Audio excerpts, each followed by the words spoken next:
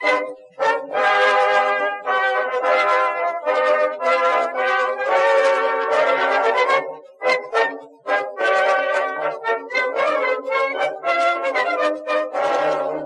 everyone and welcome for today's video and this exciting project. I hope you have as much fun watching the video as I had making it. I wanted to make a diorama for ages.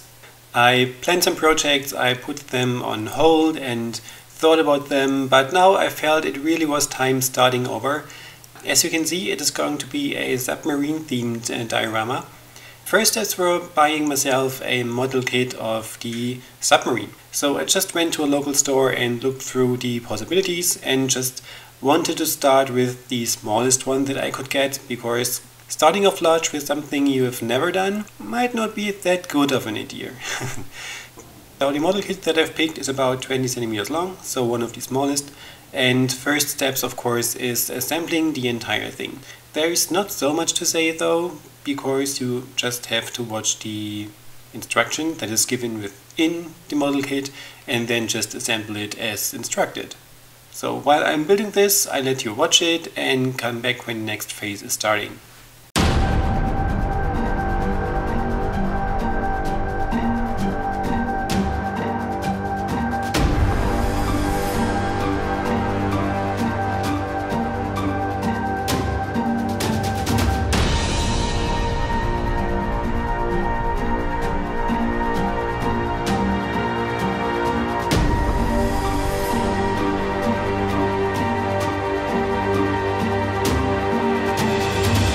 And I must say, it was really fun building this submarine.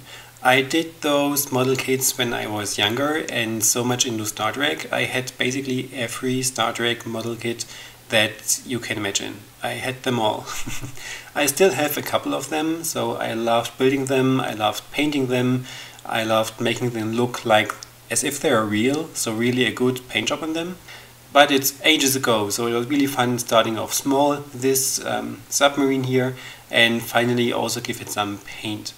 I did not really pay too much attention to painting it, because most of it is going to be underwater, or somewhat underwater, and it's a military craft, so it's basically not that colorful anyways.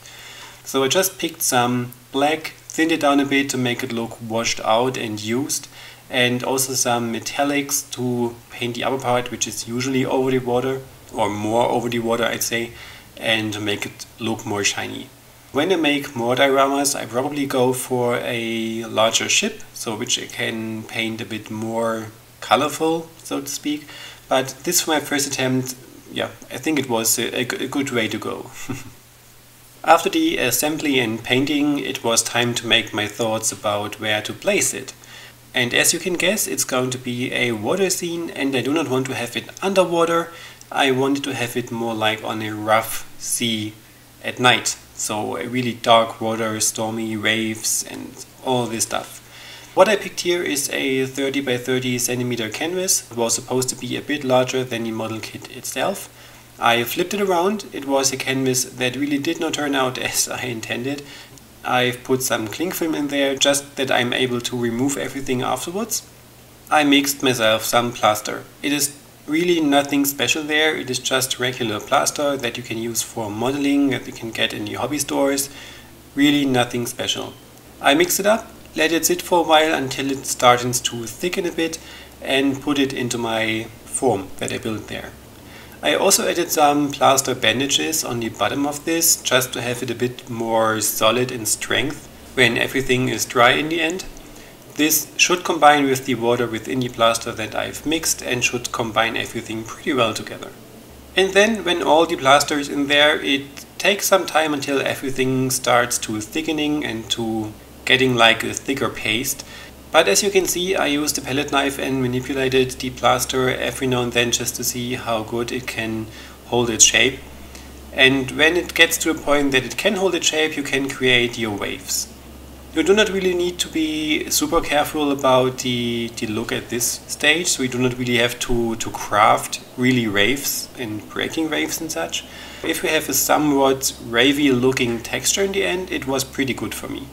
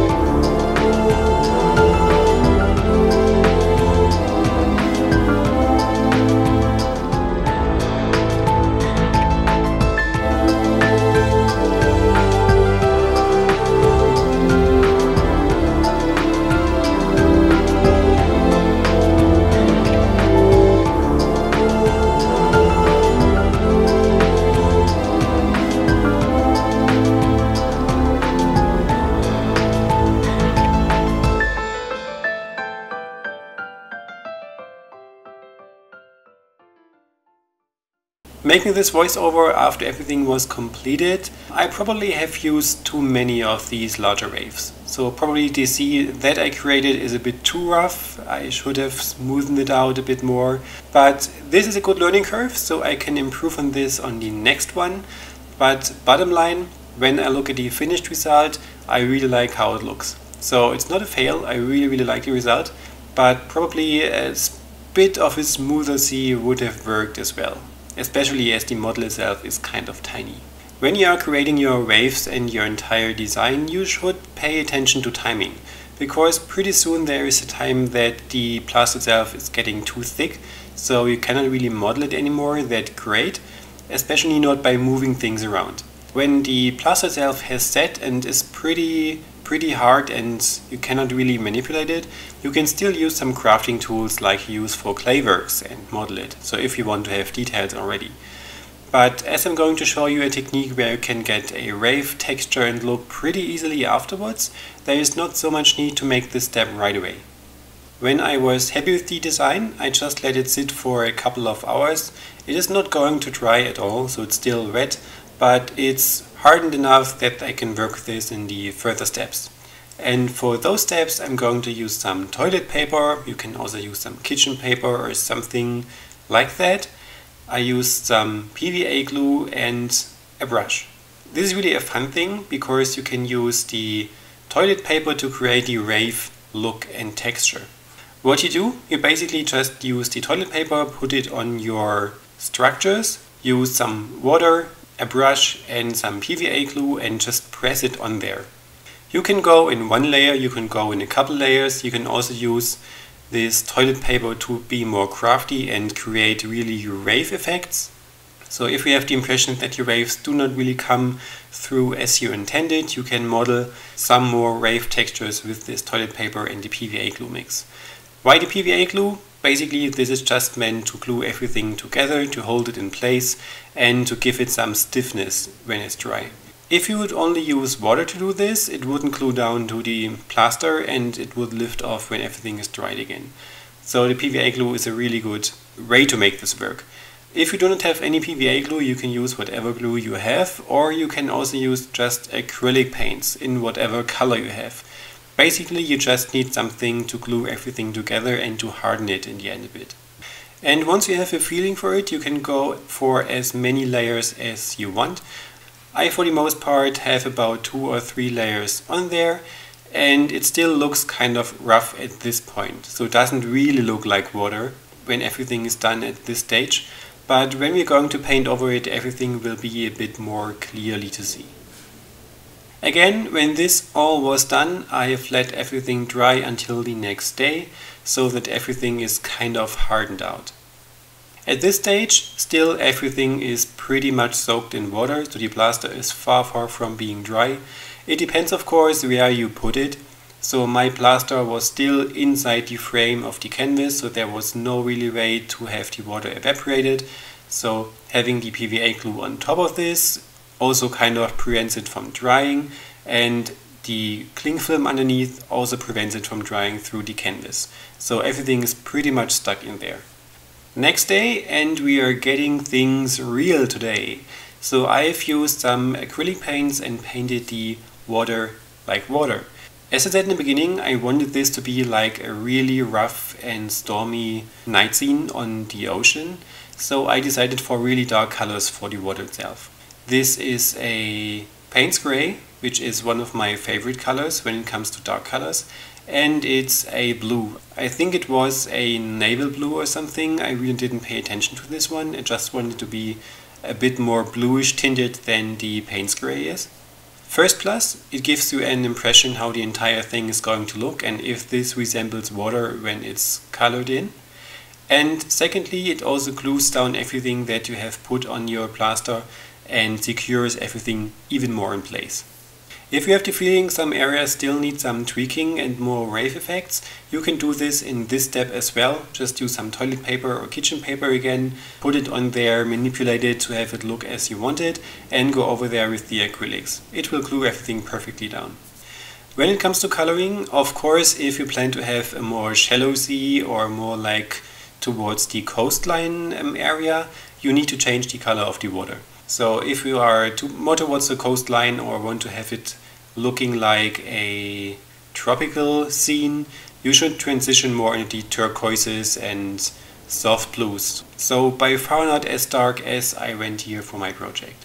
But again, as this is to be the open deep ocean and it was supposed to look like a night scene, I needed it to be dark. Again, this layer had to dry, of course. But when this layer was dry, the most exciting and fun part actually began. Because now we get to a point where I really can create the water and wave look and feel to the entire thing. You can already see that it looks wavy when it's just painted blue and Payne's gray. But now we're going to add some white over the entire thing and to get the look and texture that we are thriving for. To make this work, it is pretty simple and I really love this. So whenever you have some texture on whatever surface and want to highlight it, the dry brush method is one of the easiest and quickest to go. So what I did here, I just used some regular white out of the tube, a flat brush. I dabbed it in there, I made it as dry as possible so there's no water involved. There is only pretty little pigment on the brush itself and you go over it lightly. You really want to have a soft brush so that it only can glide over the texture that you have made with the toilet paper and such. And whenever there is a spike in your texture, some of the pigments are going to grab. And this makes it look like this water foam and breaking waves effect. Of course, you can go crazy and do it with a couple of colors. So if you want to lighten everything up and you thought your water was too dark in the beginning, you can use a lighter blue and make the first layer over there and make changes to the transition zones if you want to have more shallow and deeper water, and then build up on the shades that you want to have. I just picked white here for this project as still a tiny diorama. But it worked pretty well for me and I did a couple of layers of the white, so some areas got a bit more, especially the tops of the larger waves so that they are really foamy and like breaking waves. And also this lightens up the entire thing a bit more than it was before, of course, because it's white. You really should try it, it's so much fun. And also if you are into painting and love texture on your paintings, like structure paste and something, this is a really good and easy method to get some highlights to there. So for those of you who are into realism painting as well, I do have some portrait paintings on my channel here where I use this exactly method, where I paint with some gold oil paints over this texture and to give it a cool and antique kind of look. So now you can see in the camera that everything looks more like water and like moving water. I must add here that my camera does a bit over exaggerate the white. I am filming this in 4K with pretty bright lighting right on top of it. So it is a bit lighter than it is in real life, so it looks a bit perhaps unnatural. But as you can also see, if you would like to create more like a mountain scene, this is a technique that would also work for mountains. Just the coloring would be different. So now, as we are getting an impression how the entire thing is going to turn out, we can use the little craft that we built it right in the beginning and place it in there. To glue everything down, I used the method that I used before, so just some toilet paper, some PVA glue, and I kind of frame everything around it to make it stuck there. You can also recreate some of the waves that do not work with the model on top of this, so you can build some more waves like clashing against the boat. And then again, it is of course time to let everything dry. So you get the impression this is a project that takes a couple of days just to the drying process, but it was really fun and I can only encourage every one of you to try something like that yourself. So when the bonding was dry, of course it did have another color than the rest of the project. I had to paint over it and I just used the same colors that I used in the beginning, painted over this and let it dry again. Now of course you can see the difference between the painted over, so dry brushed over areas and the new painted ones, but this is a really easy fix. You just use the dry brush method again and go over this newly painted area. And everything is going to be invisible, so it works just perfectly. If you are happy with the result at this stage, you can call it done, be happy and start the next project. But I felt it needed some more depth within the water to make it look a bit more like water realistically, and I decided to add something more to it. Basically, to add more drama to the piece. If you want it, you can use some resin, give a thin resin layer and make it shiny and glossy so that the water actually kind of shines like water. You can add glitter to it to make it look more sparkly. But I decided differently, just to have a quicker process, and so I decided for a regular varnish. As you can see in the frame, I have two different varnishes. This is just the right from the tube white varnish. And in the other one I put some drops of alcohol inks. This is a turquoise kind of bluish greenish water sea color, and I wanted to give some more color depth to the entire thing. I had no idea how this is going to turn out, if it dries well or if it shows like fake in the end, but I wanted to have some lighter colors in there as well, because it kind of was pretty dark overall. So I brushed it over there. I used pretty much of the varnish itself. So this is not really a thin layer. Some areas pool together, and I wanted them to be pooled to make it look deeper, you know, more like a 3D effect in the end. I also made sure that I had all the areas covered that hit the plastic model, just to glue everything even more down, and I let it dry, painted another layer, let it dry, and a third layer, and let it dry. While everything was drying, I created myself some more things that I wanted to do with the model itself. So I wanted some of the waves to clash over the model to make it even more realistically, and therefore I just put some of the varnish on a piece of plastic, let it dry there, and then you can just peel it off and remove it from there pretty easily, and you can manipulate it, put it over your model so that it in the end looks like water clashing over there and running from the deck of your ship. Also, which works pretty great when you have your varnish on your plastic whatever surface and you have it halfway cured, so really thickened up already, you can use a toothpick or something and scrape it off there. It is getting really clumpy at this point, and you can put it on your model or your wave tops so that it looks more broken, more like crashing waves or water dripping off your model and something like that. So this works really well. I also use this technique to put it on my ship decks. And another version that you can do if you do not want to use the varnish version, you can use some cling film, cut it into size, place it over your model and put some varnish or PVA glue over it to fix it for one, and also to make it look like water flowing over there. I did this as well for my model and it really worked great. And of course this again had to dry. You can repeat this process as often as you like. So if you have one layer down and it doesn't really look as you want it, as you intend it to look, you can go over it and model it as often as you like. In the end, I found the idea pretty neat to use the frame where I poured everything in right in the beginning and use it as a frame for the entire thing.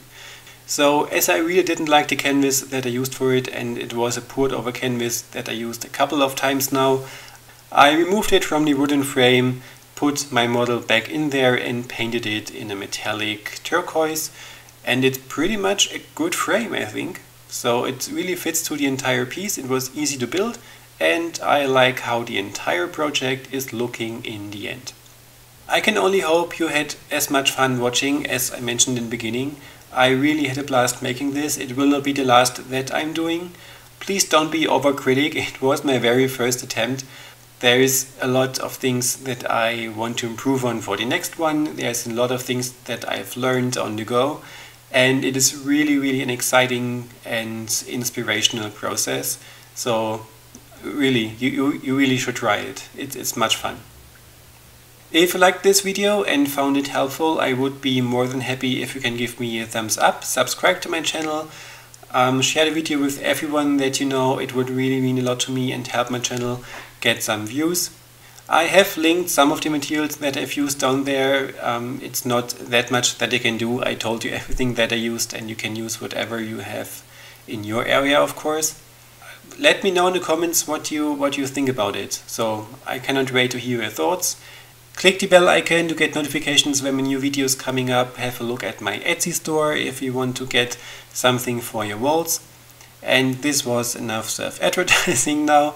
So thank you for your time, thank you for watching, and other than that, I hope to see you in my next video. Have a great day. Bye bye.